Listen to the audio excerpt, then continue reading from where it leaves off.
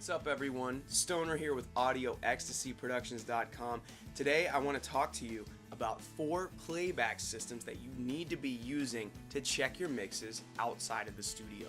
Now, they don't always sound pleasant, but it's crucial that you test your mixes on playback systems that the average listener is going to be using. It's just a sad fact and something that engineers like us have to accept, and that is that our music is not going to be heard on $1,000 studio speakers. It's going to be heard on laptops and smartphones and home stereos, so it's crucial that you test your mixes on these kinds of systems. Now, what checking your mixes on different kinds of playback systems does is it gives you an idea about inconsistencies in your mix. If you are noticing the same problem on the smartphone that you're noticing on your headphones, then chances are it's just a huge problem and it needs to be addressed when you go back to remix or edit your mix.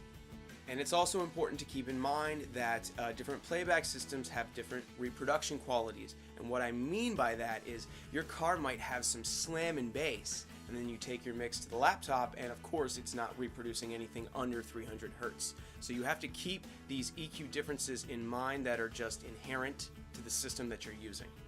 And this is really just a simple technique to get a well-rounded idea of what's actually there in your mix. One important thing to note is make sure that your playback system is set flat. There's no EQ settings, coloration or anything like that. You want to hear just the basic audio, what's actually there. Alright, number 1, the first playback system that I go to after the studio is the car test, the tried and true car test. This has been around for decades, and great mixes will always slay in the car. But the car is going to be the first place where your mix will fall apart, and you're going to notice EQ issues, phase issues, volume imbalances, panning imbalances, things like that. Alright, number 2, the second playback system I go to is headphones.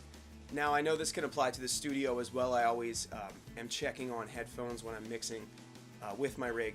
But I mean headphones hooked up to your laptop, hooked up to your smartphone.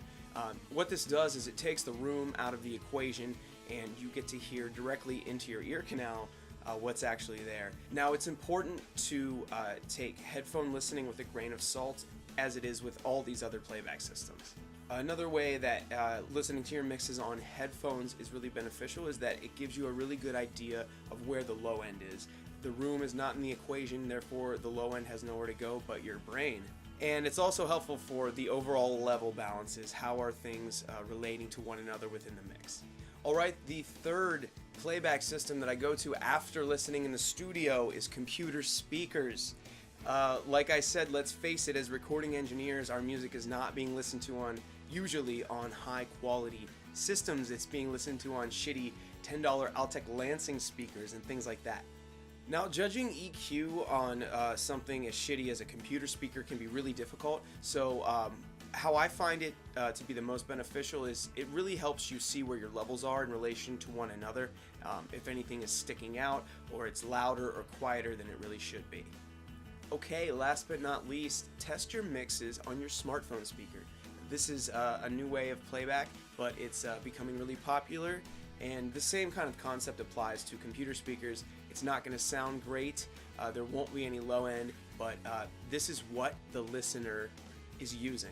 Alright, so if you guys have any unique playback systems that you like to use to check your mixes, I would love to hear what they are. As ever, please subscribe, leave your comments, your criticisms, your questions. We really want to be engaged with you guys and help each other get better at making music and recording high quality audio. My name is Stoner with Ecstasy Until next time, guys.